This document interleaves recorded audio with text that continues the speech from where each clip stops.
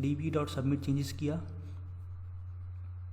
So guys अब आप देख सकते हैं db.submit चेंजेस करते ही अभी मैं आपको डेटाबेस में दिखाता हूँ। अभी देखना अभी रिकॉर्ड नहीं है जो हमने अभी बनाया अंकुश का, और ये देखिए अंकुश आ गया, देख सकते हैं। तो इसका मतलब इस लाइन पे डेटाबेस में सेव हो जाता है रिकॉर्ड।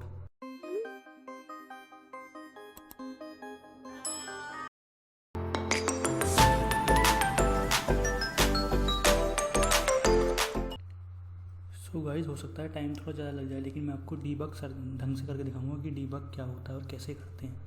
ओके, सो जैसे कि गाइज मेरी एक एप्लीकेशन थी, ओके, तो मैं उसमें आपको क्रिएट वाले पेज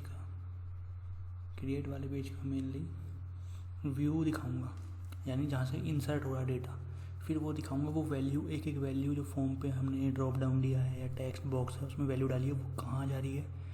सबसे पहले मैं इसमें एंगुलर JS यूज़ कर रहा हूँ, आप जावास्क्रिप्ट नॉर्मल या jQuery यूज़ कर सकते हैं। इसमें एंगुलर JS में और इजी कोड हो जाता है, वैल्यू उठाने के लिए ड्रॉप डाउन से या किसी भी चीज़ से ज़्यादा कुछ करना नहीं पड़ता। सो इसलिए मैं एंगुलर JS यूज़ कर रहा हूँ। मेनली मैं आपको दिखाऊंगा कि वैल्यू कहाँ कहाँ से गुजर के एंड में इंसर्ट होती है। ओके, सो ये मैंने रन कर दिया, थोड़ा स्लो चल रहा है मेरा लैप भी, तो अभी ओपन करते हैं।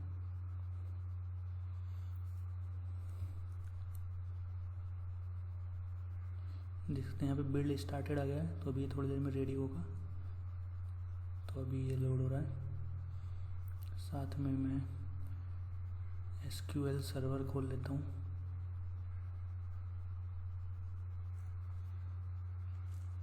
तो इसमें मेरा सारा डेटा स्टोर है डेटाबेस से, और जो मेन पेज आप देख रहे थे यहाँ पे इंडेक्स पेज था, वहाँ पे डेटा शो हो रहा था, सारा डेटाबेस से ही उठ के आ रहा था, रिफ्रेश डायनामिकली हो रहा है वो। ओके, सो अभी मैं आपको गाइस एक रिकॉर्ड इंसर्ट करके दिखाऊंगा और एक एक स्टेप दिखाऊंगा कि कहाँ से वैल्यू गई और कैसे जाके डेटाबेस में सेव हुई है।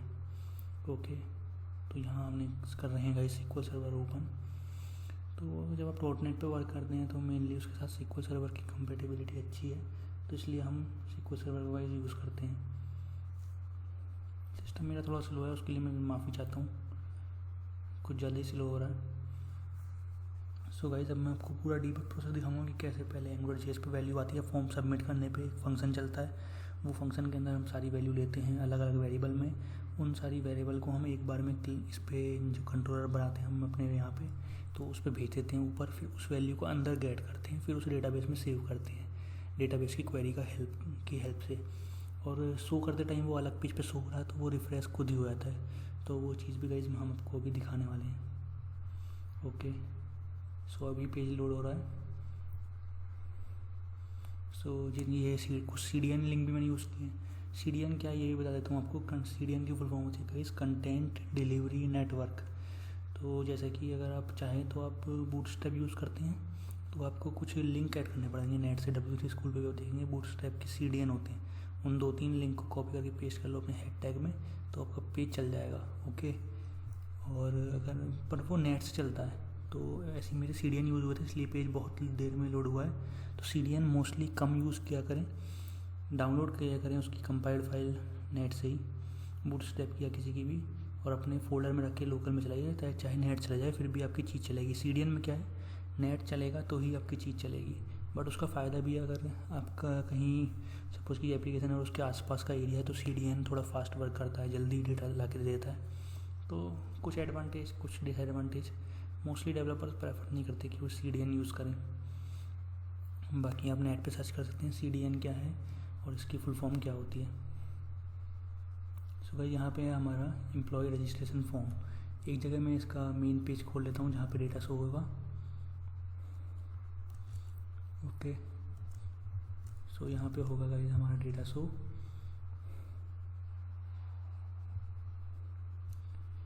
और डेटाबेस में मैं आपको दिखा देता हूँ, मेरा डेटाबेस ये है मेन मास्टर, और इसके अंदर एक टेबल है। टेबल में हम डेटा स्टोर करते हैं कॉलम्स डाल के, किस टाइप का रहना है, मोबाइल नंबर है या डेट वाली चीज़ है तो उसका डेट वेरिएबल डेट टाइप लेते हैं या डेट टाइम लेते हैं। तो select star from EMP, select star का मतलब ऑल, सेलेक्ट करो all record from this table EMP। तो मेरे ये सारे रिकॉर्ड्स आपने वहाँ पे देखे थे, मुकुल राकेश ये सब, यहाँ पे टाइटल और डेट ऑफ बर्थ ये सब रिकॉर्ड्स गई सेव हो रहे हैं यहाँ के। सो गाइज मैंने क्या किया है, जो ये बटन नीचे दिख रहा है सबमिट का, इसके क्लिक पे मैंने एक फ़ंक्शन कॉल करा है। उस फंक्शन पे मैं ये सारे एक एक कंट्रोल की वैल्यू उठा के लाया हूँ और वो मैंने अपने कंट्रोलर पे भेजे हैं और कंट्रोलर पे डेटाबेस का कोड लिखा है जो फिर डेटाबेस में डेटा को सेव कर देगा। ओके, सो मेरा एंगुलर JS का कोड ये लिखा है इंसर्ट यूज़र वाले फंक्शन में। तो मैंने फंक्शन का नेम कॉपी किया, ओके, कंट्रोल शिफ्ट आई किया,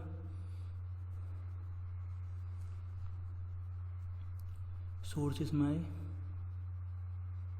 यहाँ पे रेड का मतलब एक एरर होगी,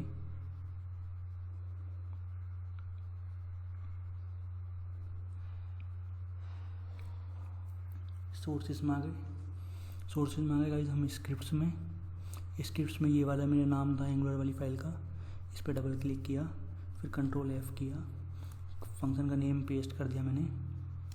अब ये फंक्शन इंसर्ट यूजर्स वाला है, तो जहाँ पे इसका कोड लिखा हो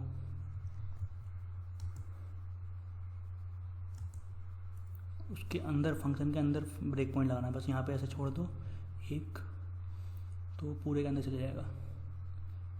और अंदर जहाँ कंट्रोलर है इसका, जहाँ पे वैल्यू आएगी सबमिट बटन पे क्लिक होने के बाद, तो वहाँ पे मैं आपको दिखाता हूँ। सो गाइज यहाँ से ब्रेक पॉइंट हटा दें हम डिलीट से, और इसे मैं लगा दूँगा इंसर्ट पे, ताकि मैं आपको समझा सकूँ कि प्रोसेस कैसे चल रहा है।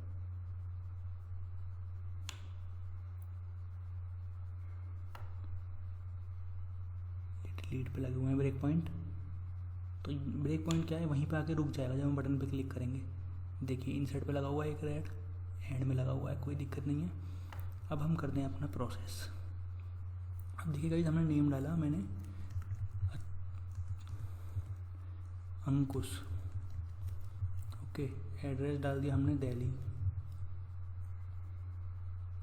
डिटेल डाल दी। सपोज कीजिए हमें कम डाल रहे हैं, मैं आपको ये दिखा रहा हूँ किस किस की वैल्यू आएगी और किस किस की नहीं आएगी। जिसकी नहीं आएगी, या फिर चलिए डाल ही लेते हैं यार, नहीं तो नल आती है वैल्यू, ये चीज़ मैं आपको बताना चाहता हूँ। अगर हमने डेटाबेस में नॉट नल सेट नहीं किया कॉलम के नेम में टेबल बनाते टाइम, तो नॉट नल आएगी उसकी वैल्यू, जिसमें हम कोई वैल्यू नहीं डालेंगे।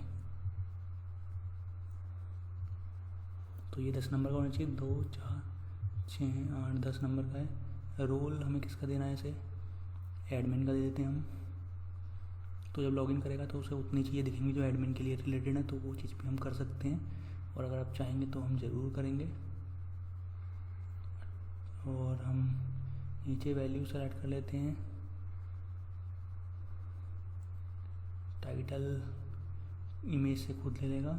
तो अपलोड फाइल पे क्लिक करना है, अब हमें चूज़ फाइल कर दें पहले हम, ओके। सो गाइस अंकुश नाम है, ये चीज़ हमें ध्यान रखना है। और हमने सेलेक्ट कर ली लाइट बल्ब वाली image,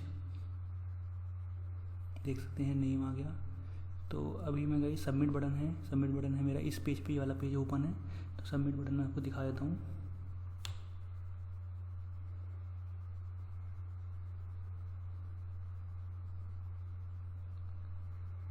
so guys submit button ये रहा। सबमिट बटन पे हमने लिखा है ng click equal to insert user, तो ये फंक्शन यहाँ पे पहुँच जाएगा, यहाँ पे फिर ये कोड चलेगा। तो इस कोड पे क्लिक होने के बाद फिर रिक्वेस्ट जाएगी उस पेज पे जहाँ मैंने ये यूज़र कंट्रोलर है, इसके अंदर इंसर्ट यूज़र्स पे रिक्वेस्ट जाएगी। तो यूज़र कंट्रोलर के अंदर ये रहा इंसर्ट यूज़र्स, तो यहाँ पे वैल्यूज़ आएंगी, तो वो अभी मैं आपको दिखाता हूँ। अब जैसे गाइस मैंने किया सबमिट बटन पे क्लिक, क्योंकि मैंने ब्रेक पॉइंट यहाँ लगाया था, तो देख सकते हैं वैल्यू दिखेगी कहाँ। सो आप ऐसे भी देख सकते हैं, जरूरी नहीं आप नेक्स्ट लाइन में ले जाएं। देख सकते हैं नेम आ गया अंकुश, एड्रेस आ गया Delhi, gender male, country south Africa, mobile number आपके सामने ये रहा, रोल एडमिन है, स्टार्ट डेट ये रही, एंड डेट ये रही। डेट को हमें थोड़ा बहुत मैनिपुलेट करना पड़ता है, तो वो मैं नहीं बता रहा, मैं सिर्फ वो बता रहा हूँ कि वैल्यूज़ हमें मिल रही हैं। देख सकते हैं टाइटल ये है इमेज का, ओके। फिर गाइस हम करते हैं डीबग को स्टॉप करते हैं। अब देखते हैं यहाँ पे विजुअल स्टूडियो पे आ गया, इस मेथड पे आ गया, तो ओके गाइस, सो वो वैल्यू मिल गई थी। सो वो चीज़ हमने आपको दिखाई थी। सो हम यहाँ से कर सकते हैं F10 करके भी कर सकते हैं, तो मैं यहाँ से कर रहा हूँ, देखिए यहाँ वैल्यू आएगी इसके अंदर, और इसके अंदर इमेज की देख सकते हैं पोस्टेड फाइल। इमेज ये थी लाइट बल्ब वाली टाइटल, और इमेज जेपीजी एक्सटेंशन। तो हम नेक्स्ट लाइन पे आते हैं। ये डेटाबेस से ऑब्जेक्ट बनता है, डेटाबेस से कनेक्शन करते हैं हम। फिर इसके अंदर आ गया db.emp, db डेटाबेस का ऑब्जेक्ट है, .emp टेबल का नाम है, .insert ऑन सबमिट, जैसे सबमिट करो तो इंसर्ट करे किसे, इस ऑब्जेक्ट को, और इस ऑब्जेक्ट में हमारी सारी वैल्यू आ रही हैं, ये नेम, रोल नंबर। और ये कैसे आ रही हैं, क्योंकि हमने यहाँ पे गाइस एक क्लास बनाई है यूज़र रजिस्ट्रेशन की, इसे लिस्ट बोलते हैं अगर हम ऐसे लिखते हैं। तो यहाँ पे .name में हमने स्टोर कर दी जो हमारे कंट्रोल का नाम था .scope.name, तो उसमें हम ng मॉडल करके असाइन करते हैं AngularJS में, तो उसकी वैल्यू उठा लेता है। इसके अंदर स्टोर करिए, इसकी इसमें फिर अपलोड, अगर हम अपलोड भी कर रहे हैं साथ में फाइल में, नॉर्मल फॉर्म है तो ये ऐसे कोड नहीं होगा, वो अलग तरीके से होगा। अगर अपलोड भी कर रहे हैं तो अपलोड के अंदर ऐसे भेजते हैं, URL भेजते हैं, फिर डेटा के अंदर क्रिएट ऑब्जेक्ट बनाया मैंने, उसमें ये सारी चीज़ भेज दी, scope.user registration। ओके, और यूजर रजिस्ट्रेशन नाम की मैंने क्लास बनाई है टेबल में, ओके, टेबल कह रहा हूँ प्रोजेक्ट में, और उसमें ये सारी प्रॉपर्टी डिफाइन की है, नेम, एड्रेस, जेंडर। तो यहाँ पे वो वाली प्रॉपर्टी है, यहाँ पे जो कंट्रोल्स के अंदर की वैल्यू थी। फिर इसे हमने पोस्टेड फाइल में $scope.full फाइल, जो पूरी फाइल आ गई वो लिखा है जब वो फाइल चूज़ हुई उस टाइम पे, और वो सारी चीज़ें हमने भेज दी है यहाँ पे यूज़र कंट्रोलर पे। यहाँ पर हम आ गए, अब इससे नेक्स्ट स्टेप यहाँ से कर सकते हैं, या F10 दबा सकते हैं। मेरे F10 दबाने पे वो कुछ और आ रहा है, क्योंकि अभी मैं वीडियो बना रहा हूँ, वरना वीडियो स्टॉप हो जाएगी, तो मैं इसलिए ऊपर से क्लिक कर रहा हूँ। आप F10 दबा सकते हैं। db.submit चेंजेस किया। सो गाइस अब आप देख सकते हैं db.submit चेंजेस करते ही अभी मैं आपको डेटाबेस में दिखाता हूँ। अभी देखना, अभी रिकॉर्ड नहीं है जो हमने अभी बनाया अंकुश का, और ये देखिए अंकुश आ गया, देख सकते हैं। तो इसका मतलब इस लाइन पे डेटाबेस में सेव हो जाता है रिकॉर्ड। तो ये लास्ट वाली लाइन क्या कर रही है, ये हमारे हम डेटाबेस से नहीं लाते उस इमेज को, हम उसे प्रोजेक्ट फोल्डर से शो करते हैं। तो मैंने पाथ लेके server.map पाथ फंक्शन होता है इसमें, विजुअल स्टूडियो इसमें .NET में, तो इमेज एक फोल्डर बनाया, तो यह रूट, तो रूट यानी सबसे ऊपर से प्रोजेक्ट में इमेज नाम का फोल्डर के अंदर सेव करानी है हमें। तो हमारा देखिए इसमें आ रही है पोस्टेड फाइल में, पोस्टेड फाइल में फाइल नेम क्या है, ये रहा लाइट बल्ब, तो टाइटल आ जाएगा ना। ये HTTP पोस्टेड फाइल बेस लेना पड़ता है, तो उसके अंदर सारी वैल्यू आती हैं। अगर हम इमेज अपलोड या सपोज कीजिए वर्ड डॉक्यूमेंट अपलोड कर रहे हैं, तो HTTP पोस्टेड फाइल बेस लेना मस्ट है, ओके। सो उसके ऑब्जेक्ट के थ्रू ही हम इमेज को सेव करा सकते हैं प्रोजेक्ट के फोल्डर में। तो फाइल नेम हमने वेरिएबल ले लिया, उसमें स्टोर करा ली, पोस्टेड फाइल जो आई है उसके ऑब्जेक्ट में .फाइल नेम, तो फाइल नेम इसमें स्टोर हो जाएगा फाइल नेम में। इनमें गाइस हमने लिया है इमेज पाथ, नेक्स्ट लाइन में गाइस हमने लिया है image path plus file name, फिर हो गया सेव, फिर हो गया रिटर्न कंटेंट सक्सेस। तो कंटेंट रिजल्ट हम लेते हैं और HTTP पोस्ट था। तो अब अगर हम गाइस हम यहाँ पे आते हैं और अगर हम करते हैं रिफ्रेश, तो अगर हम करते हैं आप शो डेटा पे क्लिक, तो आप देख सकते हैं गाइस सबसे नीचे अंकुश भी आ चुका है। सो अगर आप चाहते हैं अंकुश को डिलीट करना, डिलीट पे क्लिक कीजिए, और आप कंफर्म भी करेंगे तो डिलीट हो जाएगा। कैंसिल किया तो देखिए अभी अंकुश है। अगर मैं चाहता हूँ इसे डिलीट करना, अखिलेश को, डिलीट पे क्लिक कीजिए, कन्फर्म वाले बटन पे क्लिक कीजिए, ओके कीजिए, पेज खुद रिफ्रेश हो गया। वो कोड लिखा होता है तो उस बेस पे होता है रीडायरेक्ट सेम पेज पे या जिस पेज पे करना है। तो देख सकते हैं गाइस जो हमने अभी बनाया था वो अभी का नहीं, पहले वाला रिकॉर्ड सबसे ऊपर वाला वो डिलीट हो चुका है। अंकुश अभी का भी है। ये बूटस्ट्रैप से बनाया है मैंने, जो आपको ये टेबल दिख रही है, ये बटन की क्लास बूटस्ट्रैप की प्राइमरी नहीं इन्फो, और ये डिलीट डेंजर वाली क्लासेस की डेंजर BTN डेंजर। तो बूटस्ट्रैप से पढ़ना पड़ता है ये सब चीज़ें। सो आई होप गाइस आपको वीडियो बहुत अच्छी लगी और आपको पता चला होगा कि डीबग करना क्यों कितना ज़रूरी है प्रोग्रामिंग फील्ड में। So thank you so much for watching our video. Please अपने दोस्तों के साथ भी शेयर कीजिए ताकि वो भी और ऐसे ही नॉलेजेबल वीडियोस देख पाएँ और सीख पाएँ। Thank you so much for watching our video. Keep subscribing, keep liking us and keep supporting us, and we will always support you.